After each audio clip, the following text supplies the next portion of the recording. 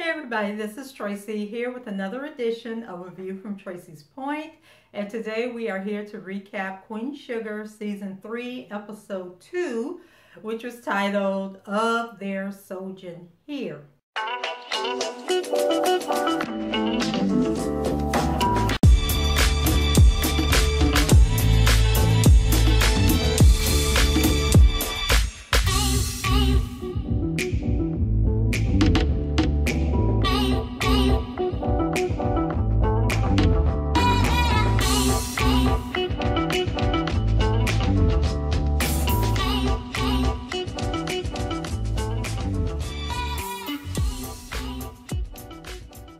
Before we get started, a lot of you asked me about the artwork behind me, and I know I have a lot of new subscribers since the last time I answered the question. But the artwork, I did it myself, but it was done at a place called Painting with a Twist, and they're all over the United States, and if you Google them, I'm sure there's one in your area or nearby. But basically, you just get together. They have classes, but usually with the artwork, the African-American artwork, if your area doesn't do like a girls' night out and feature one of these paintings, you can do your own painting. I think you have to have a minimum of 12 people to attend a paint party. And you can pick, they have like 6,000 paintings that you can choose from. And they have a lot of really nice artwork with African-American themes. And I bring that up because I did a party last week. And so I want to share with you guys the artwork I did Friday. This is it. I hope you can see it. I'll raise it up and bring it down. But I think this one was called Bubblicious. It was very easy to do, and I like how it turned out. Okay, so let's go ahead and get into the recap. So I forgot to do this recap from last week because remember the premiere was 2 nights. So I did the first night, and then the second night I think I was working on something, and I said, oh, I'll do it in the morning. And then the morning came, and another morning, and another morning, and then the whole week passed, and I didn't do it. So we're going to go ahead and get into episode 2 of Queen Sugar. So you guys know in the first episode, we learned that Ralph Angel is not Blue's daddy. People were saying that they need to bring Maury Povich in and have him retest Ralph Angel as well as test the rapper Drake to find out who's really the daddies of these babies. But for the sake of Queen Sugar, Ralph Angel is not Blue's daddy. So y'all stop talking about bringing Maury on the show because it ain't gonna happen.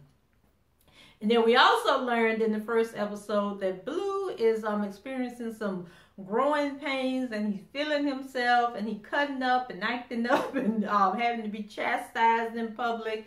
But Blue apologized the following day, for misbehaving, and so Ralph Angel forgave him, and so they're in the kitchen washing dishes together when someone knocks at the door, and so Ralph Angel goes to answer the door, and it is his parole officer.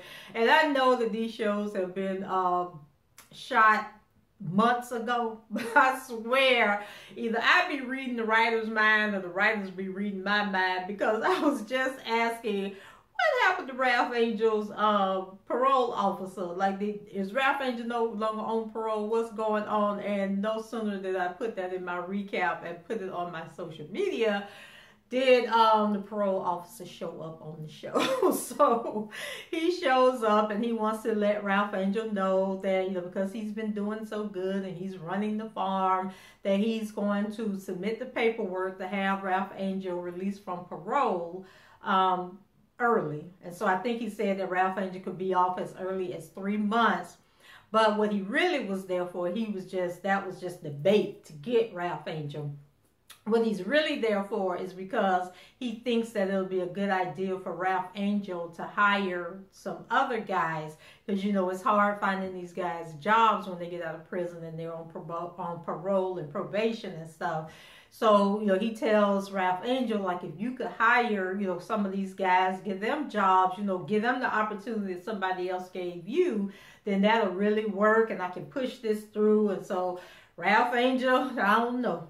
You know, it might sound too good to be true, but Ralph Angel agrees and says that he's going to go ahead and give it a try.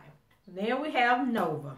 So y'all know Nova was given that offer to write that book about her stories and everything. And in the first episode, we had the national anthem protest, and Nova goes to interview the students who did the protest, and she wants to write a piece about it in the newspaper. And you guys know that even with last season, Nova would write these articles. They thought it was too controversial. And actually, I think in last season, she got a new editor, so she doesn't have the same editor who's fighting for her. So Nova writes the article, and she's all excited and everything, and she's going to use, I think she was going to use some of Micah's pictures that he took. But when she gets the newspaper, she thinks it's going to be on the front page. It's not. So she goes to flipping. And then she gets to the back of the newspaper. And there was an article. And it basically was giving a totally different perspective than what, excuse me. It was giving a totally different perspective than what Nova's article was going to be about. And I don't know if they had another writer write the article or if they just kind of like twisted her story up. But I think the headline was something like, you know, the kids caused a controversy and disrespected the flag or something like that. So Nova's all upset. So she goes to visit with her girlfriends. So the girlfriends are basically telling her, you know, now that she got this book deal, she should just quit the job at the newspaper and go and take that book deal, make that money, tour the world and all this stuff. But her friend, and I think it's the girl who had the baby in last season, and so she's basically telling Nova, yeah, you need to make a plan and, you know, to exit the newspaper, but don't just up and quit your job. Make sure you got something solid to stand on. But the other friends are like boosting her up, like, if you don't do it now, you're never going to do it. And so the real friend was basically saying, well, whatever you decide, I'm here for you. Just make sure you think this thing through. Then we go over to Aunt Vi. So Aunt Vi learns that, remember, the grocery store is selling her pies. So she goes into the store, and the guy is telling her that the pies are selling so good that he wants to double the order, and then he wants to put the pies up on this display. I think they had like some Debbie cakes or something like that. Some Debbie snack cakes up on the display, and he told her, you know, they was going to take all that down and put all Aunt Vi's pies up there. So Aunt Vi says, yes, she's excited. She, you know, done had to bring in some cooks and some assistants and everything, and she's trying to get these pies done, but she realizes that she can't do it in her home kitchen, that she needs a bigger kitchen. So one of the ladies tells her that the lady over at the church that run the bingo game has a kitchen, and that, you know, they could use that kitchen. But evidently there's some tension between Vi and this lady, so Vi's like, no. So they end up over at the High Yellow, and they're baking the pies and getting them boxed up and everything when the owner comes in. And he's like, Vi, you done lost your mind. Like, what do you think you're doing? So Vi was like, I only need it for a couple of hours. But he's like getting sick of Aunt Vi doing what she want, when she want, how she want to do it. So he tells her, you know, she needs to get her and her employees out of his kitchen because they don't work for him, and if something happened to them, you know, while they're back there cooking, that's a liability. But then Aunt Vi pretty much threatened the man, telling him that if she quit this time, she ain't coming back no more. And I'm like, Aunt Vi, the man about to fire you, I think is what's about to happen. So then by the end of the show, Aunt Vi decides that she got to humble herself and go on over there and talk to the woman over there at bingo hall about using that kitchen. And the lady was like, Vi, why would I help you? And then Vi said, well, you know, I was going to give 10% of all the money that I make to the church. So that changed the woman's attitude, and she said, okay, well, I'll go ahead and let you use it. So then Hollywood, I thought Hollywood had already got his settlement checks, and they done been all over the Paris and carrying on. But no, he just now gets the settlement check, and so he's telling Vi that everything's going to work out. He's going to get her whatever she needs. But Aunt Vi is in this spirit where she wants to do everything on her own. She doesn't want anybody helping her, because remember in the first episode, she got mad at Hollywood for trying to take her hand and, you know, help her up the steps, which is what most men should do. She got mad about that. So she doesn't want him to use the money on her and this baking business. She wants to do everything herself. So she has all the pies ready, and they're going to deliver them to the store. And Hollywood tells her, go ahead and get dressed and dolled up and everything. And so that when you come, you know, we can take pictures and all this stuff with you in front of the display.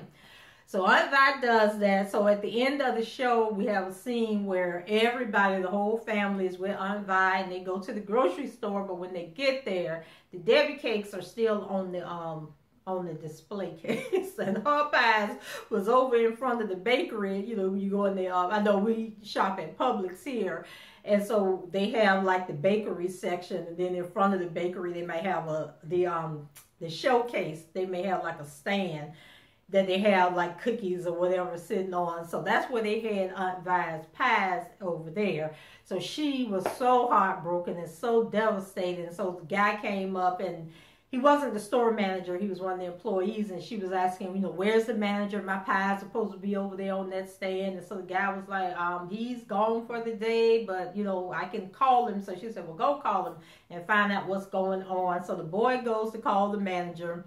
Aunt Vi freaking out, so she starts getting her pies and taking her pies, putting them on the display. So then everybody else is trying to calm her down, but she's like, no, no, no, they're not going to treat me like this. They're not going to do me like this. I didn't work too hard, too long for them to treat me like this. So then they trying to, you know, get all the pies over there and take the Debbie cakes off the shelf that's already over there. So they get the display set up, and, you know, they want to take a picture with her and everything, but then she kind of like gets overwhelmed, and she walks off and goes down one of the other aisles to kind of like break down. And then Hollywood and Nova come behind her, and Hollywood, you know, he's trying to console her and talk to her and tell her, you know, everything's going to be all right. But Aunt Vi's like, this is my time, damn it, and they're not going to steal this opportunity from me. And y'all know me, the reasonable one that's always critically thinking and trying to see both sides of the coin. I'm sitting there saying, Aunt Vi, don't ruin your opportunity. The manager might have left before the pies came and didn't have the opportunity to tell the other people. There could have been like an emergency at his family, emergency at another store. Like, don't be freaking out and internalizing and taking everything so personal. But of course, you know, the consensus was they was doing Aunt Vi wrong, and he should have had done left the instructions and had the display already cleaned off and waiting for her, you know, to bring her pies in and everything. So I hope this works in Aunt Vi's favor, and she sell all them pies and can do whatever it is she need to do, because I think she's going to lose her job over there at the High Yellow. And then there was a scene with Hollywood where he took Blue and Ralph Angel shopping, because, you know, we got to buy some new clothes and all the things we've always wanted when we get us some money in our hands. So they're in the store. Y'all know Blue, you know, now that I'm thinking about it, I think Blue may have cut up in Blue may have apologized in episode 3. Because now that I think about it, when they were in the store, Blue had these light up, you know, the tennis shoes that light up at the bottom. And so Hollywood was trying on a jacket. Ralph Angel was looking at some other stuff. And then Blue came up with these sneakers, and he was like, you know, can I get a pair? And Hollywood said, yeah, as a matter of fact, you can get 2. So Blue goes over to get the shoes, but I think Blue had them picked up about 3 pair of shoes. So then Ralph Angel starts freaking out. They in like some, you know, it wasn't like your Walmart or Target. They were in like a Macy's or somewhere. And so Ralph Angel, you know, he feeling all insecure in the store. And then he starts yelling at Blue. Then the security guard comes because people looking. Now Hollywood is all embarrassed and everything. And so he's like, we getting ready to go, we getting ready to go. So he have to put his, you know, suit down, put the shoes down and everything, and they leave the store. So now Ralph Angel is just too done with Blue at this point. Go over to Micah. So, you know, after Micah done had the black experience over there at St. Joe High School with the protest, he decides that he wants to go to regular school. So he talks to his daddy, Davis, you know, to try and get Davis on his side. And Davis already know Charlene having it. So, but he's like, I'll support you, boy. So, you know, he goes and he talks to Charlie about allowing him to change schools, and of course Charlie says no, that it's not going to happen, and David's just standing there like, oh Lord, okay. And I think on this episode, Davis confronts Charlie about getting the police officer investigator releasing that video, and then he was basically saying that, you know, he understood what she did, but she kind of like needs to be more calculating about what she's doing, because it could also have a negative impact on Micah down the road if it's ever discovered that Charlie was the one that did that. So Charlie, y'all, I can't figure out what's going on with Charlie and Jacob. One minute Charlie act like she can't stand Jacob, then the next minute she act like she might be falling for Jacob. So I don't know what's going on, but Jacob then invited her to dinner, but before they go to dinner, he done got this boat, and so he wanted her to see this boat, and he's telling her, you know, some of his family history and everything, and Charlie looking at him like, why are you telling me all this? You know, and so Jacob was like, well, I just want you to know my story and understand, you know, why I'm doing this and how I'm different. You know, me and my family is different from the Landry family and everything. And then they toast to some champagne and stuff. And I was just like, Charlie, what is you doing? So guys, that's it for me. Let me know what you thought about episode 2 of Queen Sugar. And like I said, I may be getting some of episode 2 and episode 3 mixed up, so forgive me for that. But anyway, leave your comments below, rate the video, subscribe to the channel if you haven't done so already. And until the next time, I shall talk to you guys later. Bye-bye.